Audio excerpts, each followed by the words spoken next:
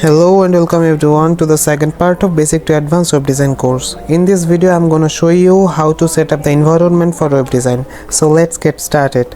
We will divide the whole process into three different parts. At the first part we have to create a folder where we will put our program files like HTML, CSS and JavaScript.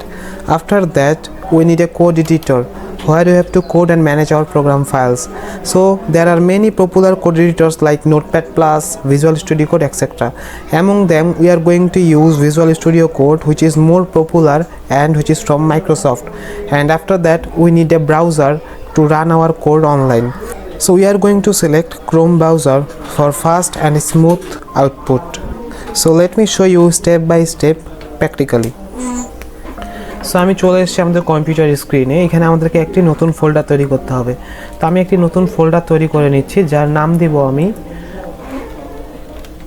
New project. So new project দিয়ে একটি folder তৈরি করার পর আমি এটার ভিতরে প্রবেশ করব। প্রবেশ করে আমাদেরকে একটি HTML প্রোগ্রাম ফাইল ক্রিয়েট করতে হবে। তো আমি রাইট ক্লিক করে নিউয়ে ক্লিক করে টেক্সট ডকুমেন্ট অপশনটি সিলেক্ট করব এবং সম্পূর্ণ নামটি আমি সিলেক্ট করে এটার নাম দিব index.html। HTML দেওয়ার পর আমাদের HTML এর প্রোগ্রাম ফাইলটি তৈরি হয়ে যাবে। এরপর আমাদের প্রয়োজন একটি কোড এডিটর, যেখানে আমরা আমাদের কোড করব এবং কোড ম্যানেজ করব। তো এই জন্য আমি চলে আসছি আমাদের ক্রোম ব্রাউজারে। ক্রোম ব্রাউজারে এসে আমাদেরকে সার্চ করতে হবে ভিজুয়াল স্টুডিও কোড ডাউনলোড। তো ভিজুয়াল স্টুডিও কোড ডাউনলোড করতে হবে আমাদের তাদের অফিসিয়াল ওয়েবসাইট থেকে। তো আমরা এখানে প্রবেশ করছি। প্রবেশ করে আমাদের বিভিন্ন অপারেটিং সিস্টেমের জন্য তাদের বিভিন্ন ভার্সনগুলো দেওয়া আছে।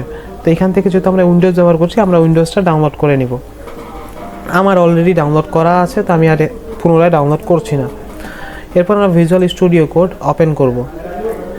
ভিজুয়াল স্টুডিও কোড ওপেন করার পর আমাদেরকে এখানে যে ফোল্ডারটা আমরা তৈরি করছি সেই ফোল্ডারটা এখানে ওপেন করতে হবে। তো আমি এখানে সুন্দর করে ফাইলে ক্লিক করব। ফাইলে ক্লিক করে ওপেন ফোল্ডার অপশনে ক্লিক করে আমাদের ফোল্ডারটা সিলেক্ট করতে হবে। তো আমাদের ফোল্ডারটা ছিল ডেস্কটপের ভিতরে নিউ প্রজেক্ট নামে। আমি নিউ প্রজেক্ট ফোল্ডারটি এখান থেকে সিলেক্ট করছি।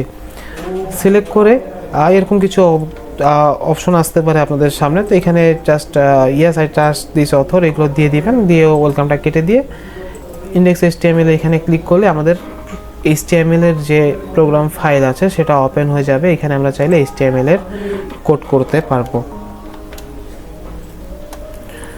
তো এরপর থার্ড স্টেপ হচ্ছে এই কোডটাকে অনলাইনে রান করা। তো আমরা জানি আমরা যে প্রজেক্টটা তৈরি করেছি সেটা যদি আমরা ভিতরে প্রবেশ করি, সেখানে দেখতে পাচ্ছি index.html এবং এটা ক্রোম চিহ্ন দেখতে পাচ্ছি, কারণ আমাদের ডিফল্ট ব্রাউজার হিসেবে ক্রোম সিলেক্ট করা আছে। তো আমি যদি এখানে ডাবল ক্লিক করি তো এটা ক্রোম ব্রাউজারে ওপেন হওয়ার জন্য পারমিশন চাচ্ছে। দেখেন এটা ক্রোম ব্রাউজারে ওপেন হয়ে গেছে। যেহেতু আমি এখনও কোনো HTML ফাইল লিখিনি, সেজন্য এখানে কোনো কিছু আমরা আউটপুট দেখছি না।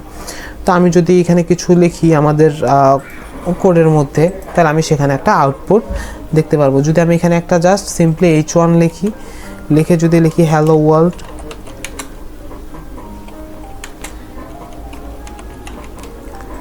দিয়ে যদি আমি সেভ করি, তো আমি দেখবো এখানে আমাদের আউটপুটে এসছে হ্যালো ওয়ার্ল্ড। তো এইভাবেই আমরা যে ওয়েব ডিজাইনের এনভায়রনমেন্ট আছে সেটা সেট আপ করতে পারি। ধন্যবাদ।